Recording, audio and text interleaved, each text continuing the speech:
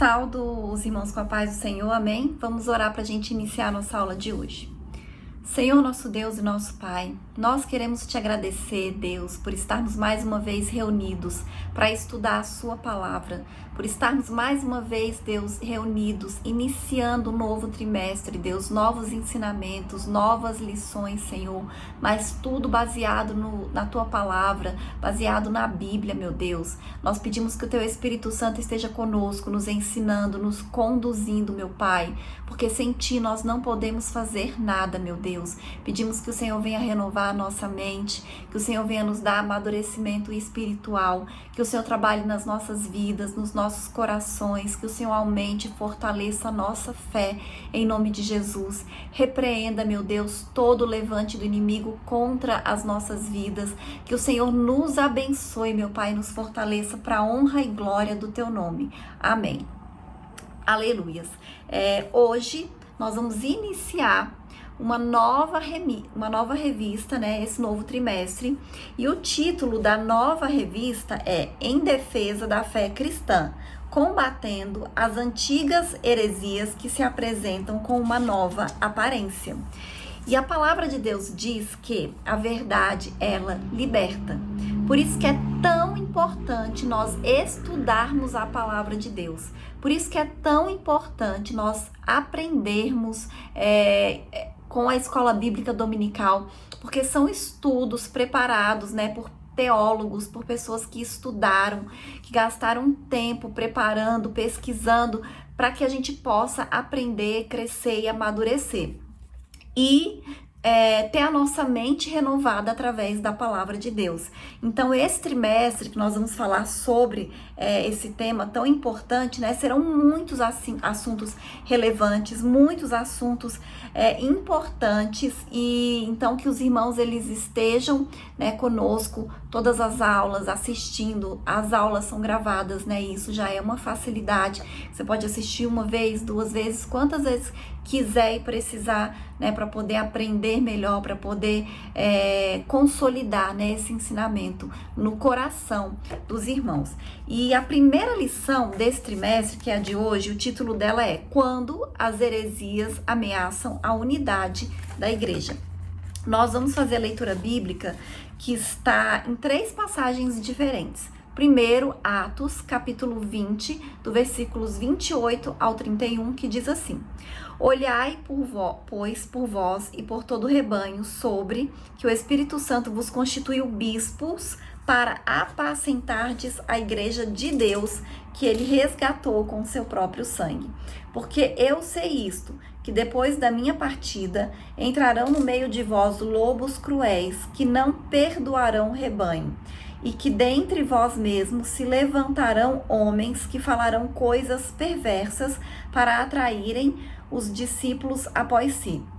Portanto, vigiai, lembrando-vos de que durante 3 anos não cessei noite e dia de admoestar com lágrimas a cada um de vós. 1 Pedro, capítulo 3, versículo 15 e 16. Antes, santificai a Cristo como Senhor em vosso coração, e estais sempre preparados para responder com mansidão e temor a qualquer que vos pedir a razão da esperança que há em vós, tendo uma boa consciência, para que naquilo em que falam mal de vós, como de malfeitores, fiquem confundidos os que blasfemam do vosso bom procedimento em Cristo. 2 Pedro 2. E também houve entre o povo falsos profetas, como entre vós haverá também falsos doutores, que introduzirão encobertamente heresias, de perdição e negarão o Senhor que os resgatou, trazendo sobre si mesmos repentina perdição. E muitos seguirão as suas dissoluções, pelos quais será blasfemado o caminho da verdade. E por avareza farão de vós negócio com palavras fingidas, sobre as quais já de largo tempo não será tardia a sentença, e a sua perdição não dormita. Amém? Então, nesse trimestre, nós vamos estudar, falar sobre heresias. E primeiro a gente precisa entender o que é heresia. Então, heresias são crenças e práticas contraditórias ao pensamento bíblico, contraditórios à palavra de Deus e que distorcem pontos principais da doutrina bíblica. Então, a gente considera, a gente entende como heresia aquilo que é contrário à palavra de Deus. Por quê? Porque nós que somos cristãos, heresias cristãs, nós que somos cristãos, nós acreditamos no que está escrito na palavra de Deus, de Gênesis a Apocalipse. Nós acreditamos no Antigo Testamento e no Novo Testamento. E as heresias são ensinamentos, são doutrinas, são estudos que visam distorcer o que está escrito na palavra de Deus. Então, existem heresias, de algumas igrejas, que se dizem cristãs, que falam, por exemplo, contra a Trindade, de que não existe a Trindade. Heresias relacionadas à ressurreição de Cristo, heresias relacionadas à criação, com relação a Jesus, se é o Criador, se ele é criatura. Então, existem várias heresias relacionadas ao cristianismo, à palavra de Deus. Agora, por exemplo, existem outras religiões. E essas outras religiões, elas têm crenças diferentes. Então, essas crenças diferentes que eles têm, para eles é o certo.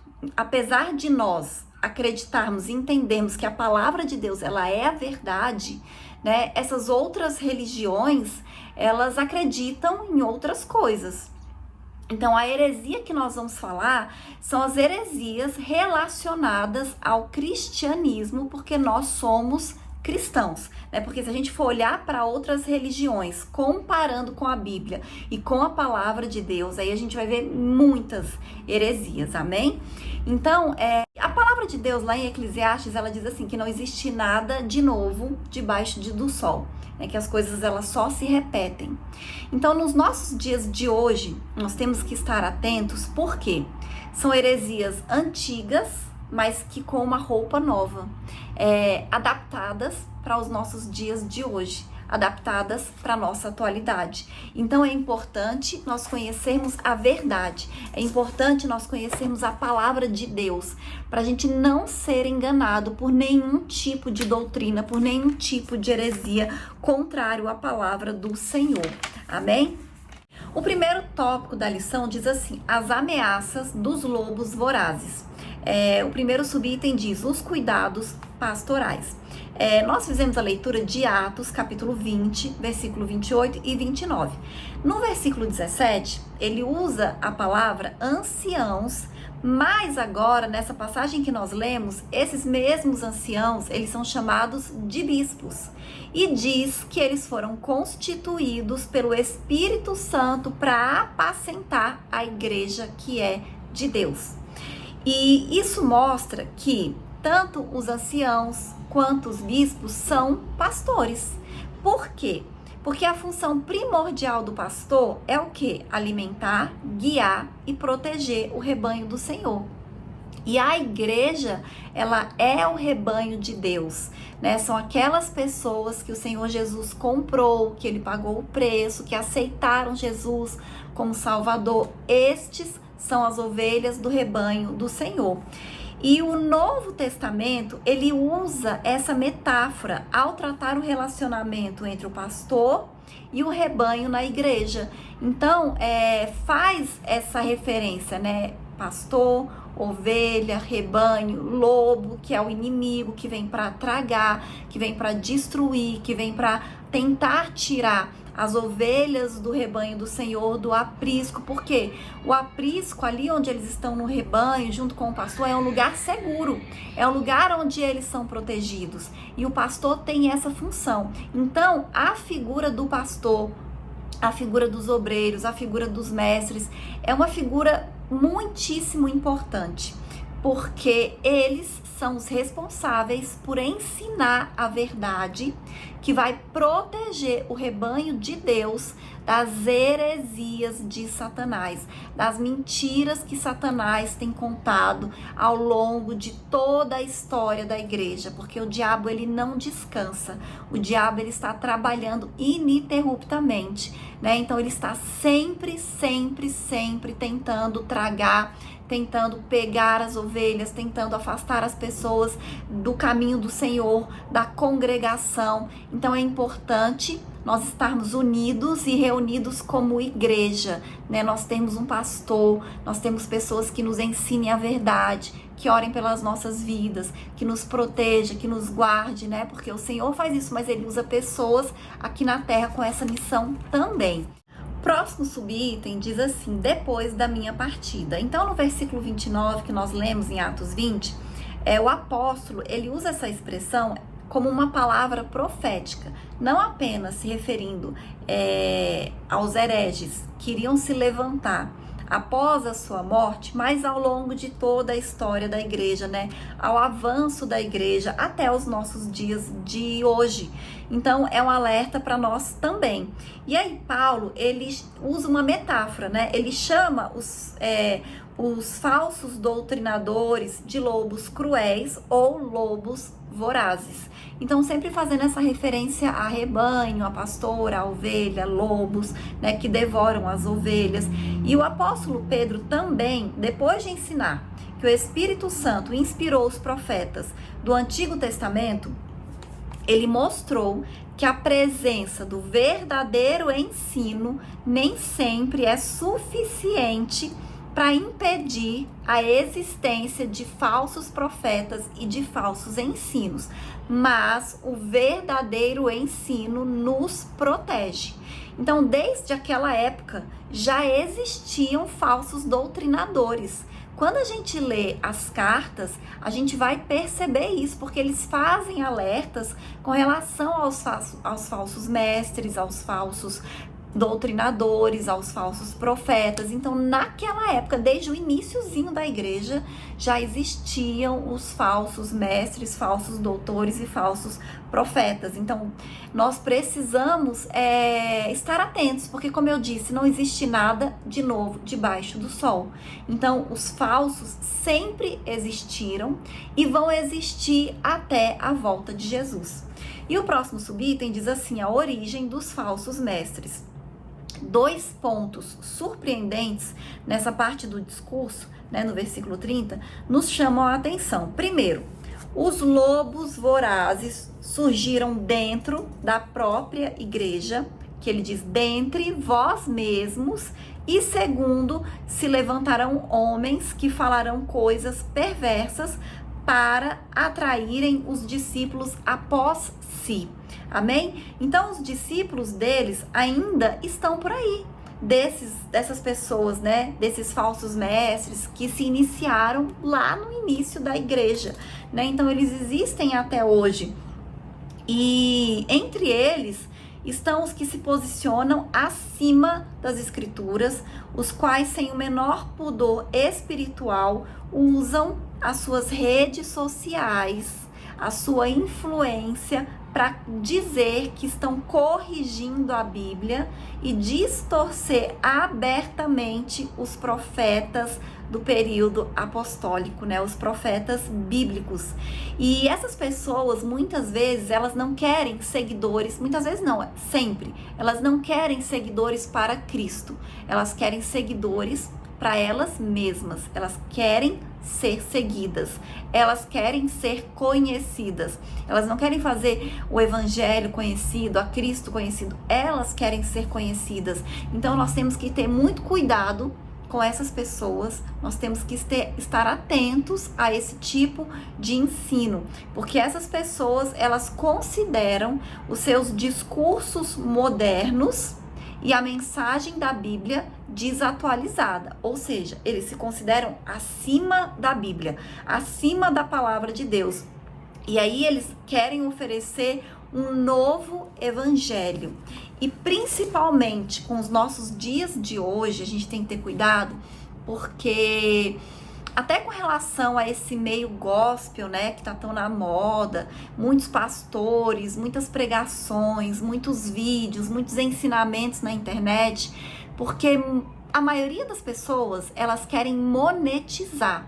Porque quando elas postam um vídeo e esse vídeo tem muita visualização, elas ganham dinheiro com isso. Então, nem sempre elas estão fazendo porque elas querem divulgar a mensagem do evangelho. Muitas pessoas fazem isso porque elas querem ganhar dinheiro. É óbvio que tem pessoas que são cristãs verdadeiras, né, que são bons mestres, bons pastores, bons doutrinadores, e eles fazem com uma intenção pura, com uma intenção verdadeira, né? Não é com a intenção meramente de ganhar dinheiro, mas de realmente alimentar, né, as ovelhas do Senhor. Então a gente precisa ter esse discernimento espiritual para a gente saber quem é pastor de verdade e quem é lobo, né? Quem está querendo cuidar, proteger e ensinar as ovelhas e quem está querendo tragar, destruir. Então a gente precisa de ter esse discernimento espiritual. E o próximo item da lição diz assim: o que é apologética? O primeiro subitem diz assim: definição. Em 1 Pedro, capítulo 3, versículo 15, que eu vou ler novamente, diz assim: antes, santificai a Cristo como Senhor em vosso coração, e estáis sempre preparados para responder com mansidão e temor a qualquer que vos pedir a razão da esperança que há entre vós.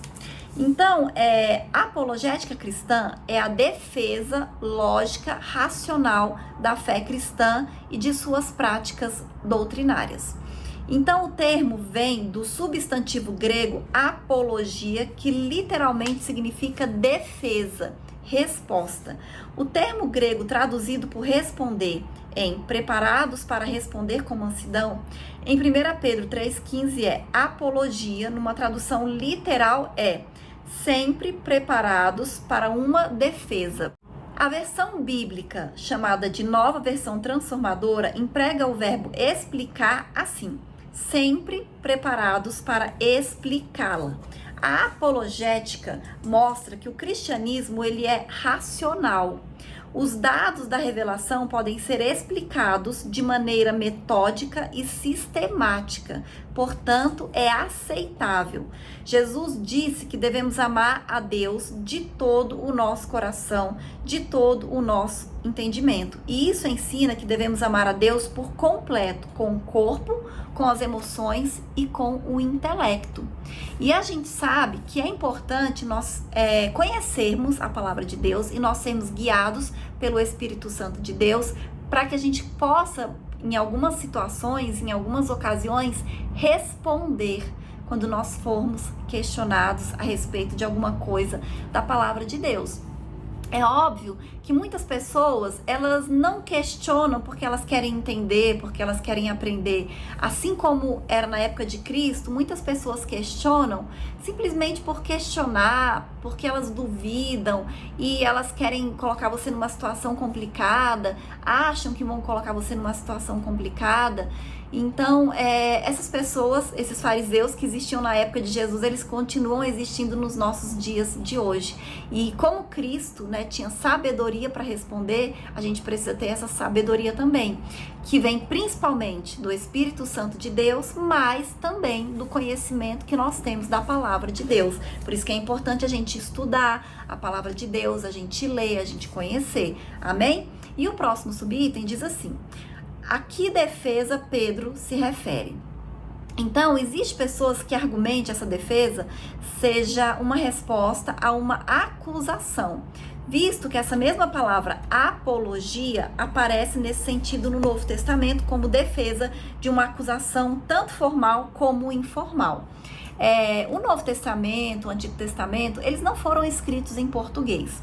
Foram escritos em grego, foram escritos em hebraico, e essas palavras, elas têm muitos significados. Então, às vezes, uma mesma palavra está num texto com um significado, em outro texto com outro significado.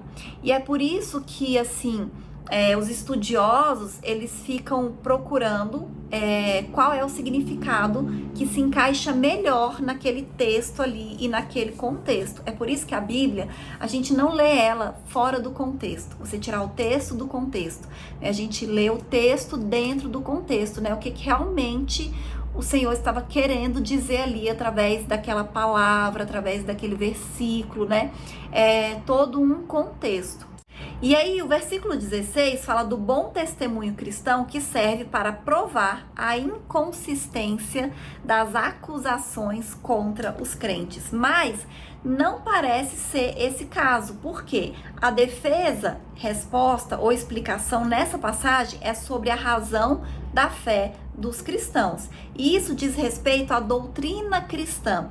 Ainda que Pedro esteja se referindo à resposta a uma acusação formal num ambiente hostil, não deixa de ser uma oportunidade para a defesa da fé cristã, como aconteceu com o apóstolo Paulo diante de Festo e de Agripa na mesma audiência. Então, os apóstolos, a gente sabe que eles eram perseguidos, inclusive judicialmente naquela época, né? Eles eram presos e eles tinham que dar uma justificativa diante das autoridades judiciárias da época. Mas até as justificativas que eles davam diante dessas autoridades era uma pregação. Era uma maneira de falar de Cristo, porque a justificativa que eles davam era a respeito de Cristo. Então, até isso era uma pregação, né, da mensagem do Evangelho, do poder de Deus, e pessoas se convertiam através dessas defesas que eles faziam diante das autoridades da época. Amém? E o próximo subitem diz assim: por que devemos combater heresias? Primeiro, para defesa própria. Os cristãos, eles devem estar informados daquilo que vários grupos ensinam e saber a forma de refutá-los biblicamente. Outra coisa, para ajudar os outros na compreensão da própria fé, principalmente os que rejeitam pontos fundamentais da fé cristã e muitas vezes de forma inconsciente, porque nós sabemos que existem muitas pessoas sinceras as quais buscam servir a Deus e precisam conhecer a sua palavra. Então, como eu disse, existem algumas heresias no meio cristão, de igrejas cristãs, muitas vezes que se dizem cristãs evangélicas, mas que, por exemplo, não aceitam a teologia da Trindade, né, do Pai, Filho e Espírito Santo, não aceitam ou distorcem com relação à ressurreição de Cristo, diz que a ressurreição é apenas uma interpretação, uma analogia, que não foi literalmente, né, uma ressurreição. Não entendem o batismo do Espírito Santo, com o Espírito Santo nos nossos dias atuais, a manifestação de dons espirituais, de milagres. E como eu disse, nós somos cristãos, nós acreditamos na Bíblia. Então, o que está escrito na Bíblia, para nós, é a verdade, porque nós sabemos que a Bíblia ela é inspirada por Deus e ela é a verdade. Então, por mais que as pessoas questionem, né, a gente acredita e ela é a verdade, né? Então, nós não podemos ser influenciados pelo que as pessoas dizem. E enquanto você for cristão, enquanto você estiver aqui na Terra, você vai ser questionado com relação à sua fé por pessoas de fora. Mas, como eu disse, existem igrejas que elas deturpam esses ensinamentos da palavra de Deus, né? Elas tentam fazer interpretações fora do contexto, interpretações diferentes. Uma coisa que quando a gente lê a Bíblia, a gente vai perceber é que a Bíblia ela se explica. Então, se você lê um texto, um versículo, uma passagem, e você não entendeu, se você lê o capítulo, se você lê o livro, ou se você lê outros livros, você vai ver que vai ter uma passagem em outro livro, às vezes, em outro versículo, escrito por outra pessoa, né, outro apóstolo, outro escritor, mas que vai estar explicando aquilo que você não tinha entendido. Então a Bíblia, ela se explica. A melhor maneira de você entender a Bíblia é lendo a Bíblia. A melhor maneira de você conseguir explicação para alguma coisa que você não entendeu na Bíblia é lendo a própria Bíblia, porque a Bíblia sempre vai ter uma explicação. A Bíblia, ela se explica.